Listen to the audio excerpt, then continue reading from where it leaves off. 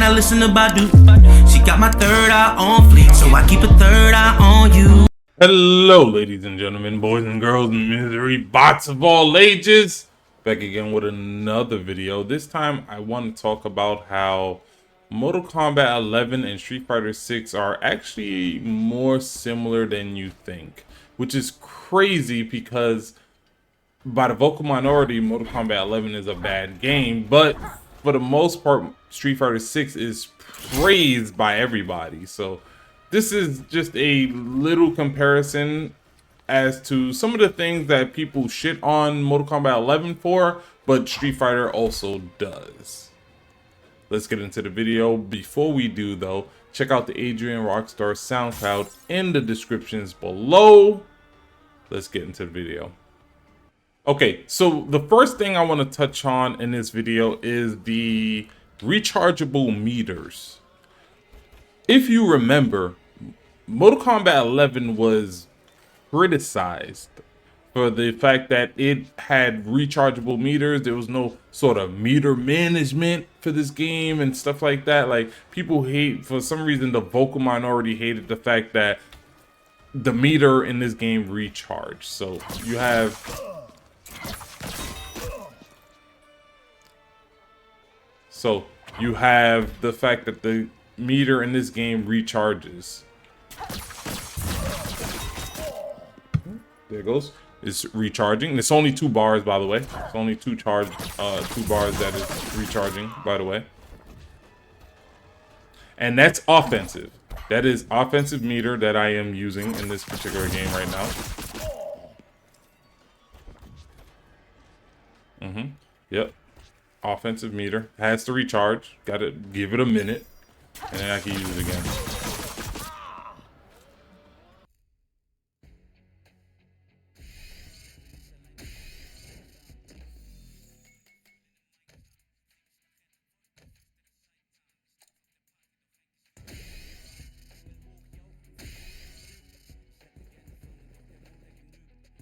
Okay, in terms of meter management in Street Fighter 6, like, they also have a rechargeable gauge in Street Fighter 6. So in order to do like enhanced moves, it requires drive meter, which is completely rechargeable. As you can see, my character is standing here doing absolutely nothing but his regular movement, and his gauges recharges. Any enhancement to any move, like I can just do this move regular. I can do this move regular. I can do light, medium, heavy. None of that takes away from the gauge unless I enhance it, which is really similar to Mortal Kombat 11, in which when I was enhancing Frost's projectile, it took meter. Meanwhile, I can do Frost's regular projectile and it does not take meter. But there was a time and place in which the rechargeable meter system in Mortal Kombat 11 was shitted on by a lot of the vocal minority. And it just doesn't make sense because Street Fighter 6 also has a rechargeable meter, and it, for the most part, get praised for it. And this rechargeable meter requires a lot. Like, I mean, not only just enhanced moves, but just like the drive impact, which is an armored move, and we'll get into that a little later. The parry system requires meter, which is something we'll get into a little bit later. But also, if you get burned out, the meter recharges by itself. You don't need to do anything. You can just stand here, do absolutely nothing, and the meter recharges. By the way, Ed, with this teabag, he looks like he is awesome when it comes to hump day. Hump day! Hump day! Let's go, Ed. Let's go. And by the way, you can still do special moves and stuff like that. You just can't enhance them. So yeah, rechargeable meter, yeah, in Street Fighter 6. And if there's some sort of knockdown, you have armored moves on wake ups, such as this. That's an armored wake up move. Not the best, but yeah, it's still an armored wake up move, kind of like how Frost is up 3 and up 2, which require rechargeable meters, are wake up moves. So, and her roll and stuff like that are all wake up moves that required rechargeable meter. Just saying, Street Fighter 6 has it too. Okay, so the next thing I actually want to touch on is the flawless block system in Mortal Kombat 11 and how it is really similar to the perfect parry in Street Fighter 6 in the sense that it not only like completely mitigates damage but allows a follow-up for some sort of combo potential. The difference between Mortal Kombat 11 and Street Fighter 6 is I personally feel that the flawless block system was a lot harder to execute in Mortal Kombat 11 than the perfect parry system is to execute in Street Fighter 6. Not only that, in Street Fighter 6, it is far easier to execute some sort of punish after its perfect parry than it is to execute some sort of punish from the flawless block system. So here goes the the flawless block system in Mortal Kombat 11. This right there is particularly a flawless block up 2. So not only do you have to flawless block an item, you need meter. You need meter in order to be able to execute some sort of combo after the fact. So like you can flawless block all day, but unless you have meter, you cannot capitalize off of most things. There are some very punishable moves that you can do with a particular opponent that will allow the flawless block system to then execute some sort of punish. But for the most part, in order to get anything out of a flawless block, you typically need to do like an up 2 or an up 3. These are a few examples of the up 3, the armored move.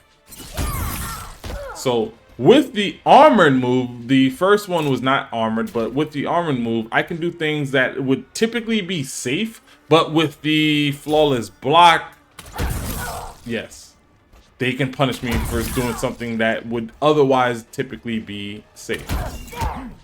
But they need meter for that, rechargeable meter, by the way.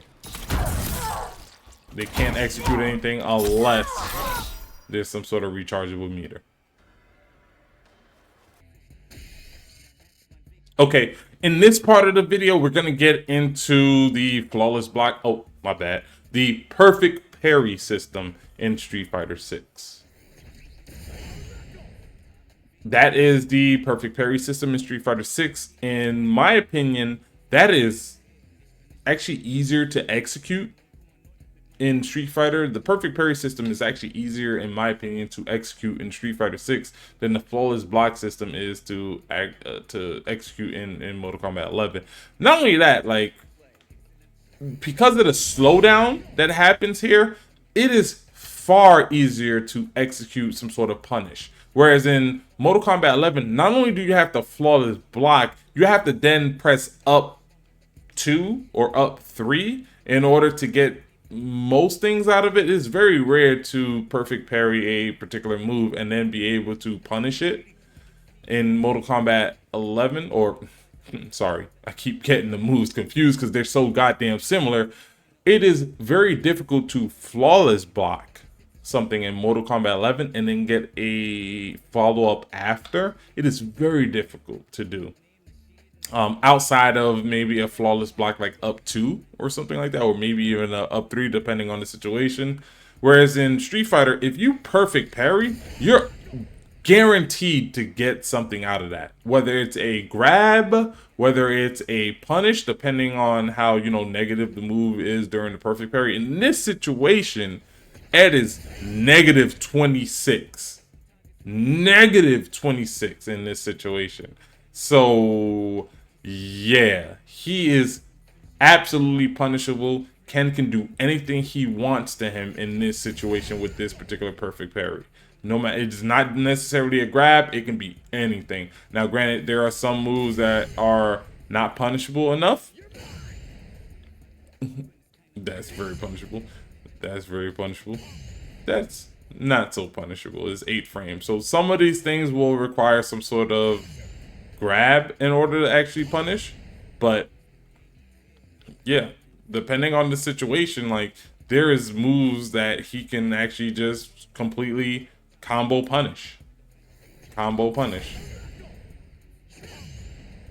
And the slowdown motion makes it so much easy to get up, so much easier to get a follow up of. I actually think that the perfect parry is far better than the flawless block system, but people shitted on the flawless block system in Mortal Kombat 11. There was a point in time where, because like you can wake up and then jab, and or like if you knock somebody down, right? You knock somebody down in Mortal Kombat, and then when they wake up, you try to meaty with a jab, and they can flawless block it, and then try to take their turn back. Mind you, try to take their turn back, because jabs in Mortal Kombat 11 aren't typically punishable unless they go for a grab or something like that. Which there are counters to that where you can neutral duck it, you can take the grab and stuff like that. But in Street Fighter 6, you can do the same thing. Like on wake up, somebody can perfect parry your jab on wake up. You feel me? They can perfect parry any sort of meaty you do on wake up. Whereas in Mortal Kombat, that was a problem. That was a problem. Even though if they try to flawless block a grab, you would still grab them. Whereas in Street Fighter, if they try to perfect parry a grab, you would still grab them. It's the same concept. You feel me? Like in Mortal Kombat 11, you can't flawless block a grab, and in Street Fighter 6 you can't perfect parry a grab. It's the same concept, but you can definitely flawless block a wake up meaty. You can definitely perfect parry a meaty in Street Fighter, and it's the same thing. The difference is like perfect parry is way easier to punish, whereas a flawless block in Mortal Kombat 11 is a lot harder to punish. You feel me? Like a grab is guaranteed in this situation. A grab isn't guaranteed on a flawless block in Mortal Kombat 11. You feel me? Unless they like flawless block up 2, which is, or flawless block up 3, which is far more difficult to execute in Mortal Kombat 11. And in fact, it's evident in the fact that if you look at tournament play, perfect parries are everywhere. You see far more perfect parries in tournament play for Street Fighter 6 than you ever seen flawless blocks in Mortal Kombat 11. And that's because the flawless block in Mortal Kombat 11 is far more difficult to execute, thus allowing for more depth from Mortal Kombat 11. But the vocal minority would never admit that. So right now, I will actually demonstrate the armored move. So right there is an armored 2-button special or ultimate from my character. And it's armored, it's an ultimate and things to that nature. Yep, it's armored, it's 2 buttons. That's all that's required for that move. 2 buttons, it's completely armored. Yeah. And I can do it. It's only one time throughout any match. So like if I connect it, that's basically it for me in terms of like an armored move I can do. Outside of like the armored up block, flawless block up 3, which I need meter for. It's actually extremely difficult to execute in a real fight and stuff like that. But yeah, for the most part, yeah, that is the not only my ultimate, but an armored move that I can do with Frost or just any character in this particular situation. Outside of like a flawless block up 3, which is also armored, but is very difficult to execute in a real match. As you can see, I'm able to do it there, but wasn't able to do it there. Very, very difficult to execute. I can do things like, I can ultimate. I can ultimate. See, in Mortal Kombat 11, in order to get an armored move, you have to do your ultimate, which is a one-time thing. In Street Fighter, you can do an ultimate in every round. You can do this shit in every round. In Mortal Kombat, you do an ultimate in one round. If you connect it, that's a wrap. You have no access to that ultimate.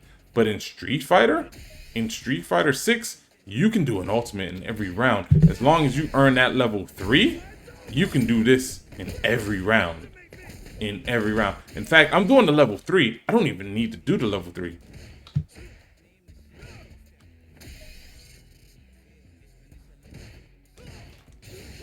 I can do the level 1 and still armor through his shit. Oh.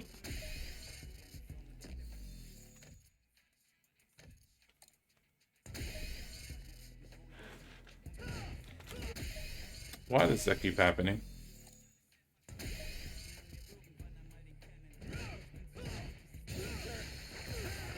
And I can still armor through his move. Any sort of special I can do, I will still armor through his move.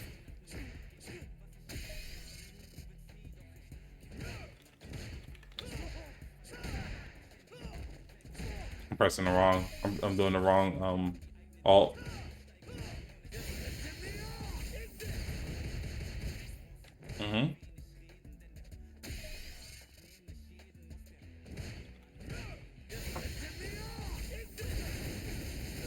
Anything he does, I can still armor through, basically. So, yeah, like Street Fighter's armored moves far more egregious than anything in Mortal Kombat 11. But the vocal minority will never admit that. Never admit that. In fact, yeah, you have the parry system.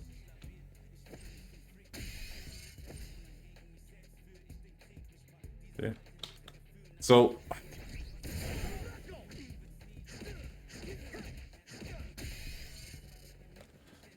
tell me what you think. Like, is the hate for Mortal Kombat 11 warranted? Because a lot of the stuff I mentioned that is in Street Fighter 6 is also in Mortal Kombat 11. But the difference is, when Mortal Kombat 11 came out, a lot of people shitted on those systems. But meanwhile, Street Fighter 6 has them, and they're well liked. A lot of the people say that Mortal Kombat is bland and is slower paced, but Street Fighter 6 is slower paced than Street Fighter 5, but yet it gets praised for that.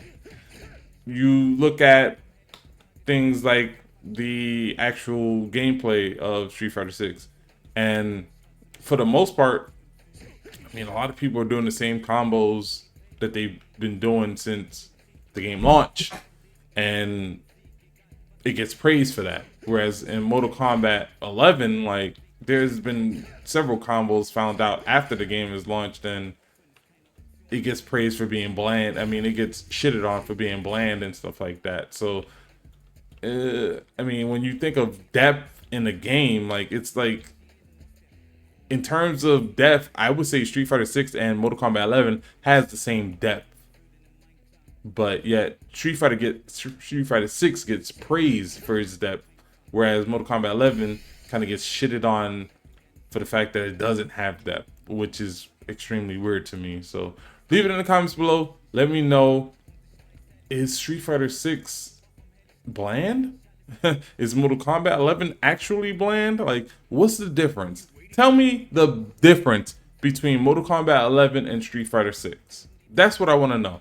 And don't just say anything generic like, oh, Mortal Kombat 11 is bland, Street Fighter 6 has depth. Like, explain to me why. That's what I want to know. I want to know why is Street Fighter 6 considered to have depth. Like, even somebody like a Maximilian dude and Justin Wong, who notoriously hate Mortal Kombat 11 for some reason, think Street Fighter 6 is the GOAT. But yet, like, I can't see why somebody who plays both games, and I love both games, don't get me wrong. I love Street Fighter 6 and I love Mortal Kombat 11. I like Street Fighter 6 more than I like Street Fighter 5. I like Mortal Kombat 11 more than I like MKX. I think both of them are slower paced and have less combo potential than their predecessors. I think Mortal Kombat 11 has less combo potential and is slower paced than MKX. And I think Street Fighter 6 is slower paced and have less combo potential than Street Fighter 5. But I like Street Fighter 6 more, and I like Mortal Kombat 11 more. That's just me. But there's a lot of YouTubers and even the vocal minority that will say that, yeah, Mortal Kombat 11 is trash. Meanwhile, they will praise Street Fighter 6. And I know like people like Justin Wong and Maximilian dudes are among them, and they have far bigger followers and more followers and stuff like that. But I'm just curious as to what makes these two games different. If you can explain that to me, please leave it in the comments below. Like, share, subscribe, and check out the Adrian Rockstar SoundCloud in the descriptions below.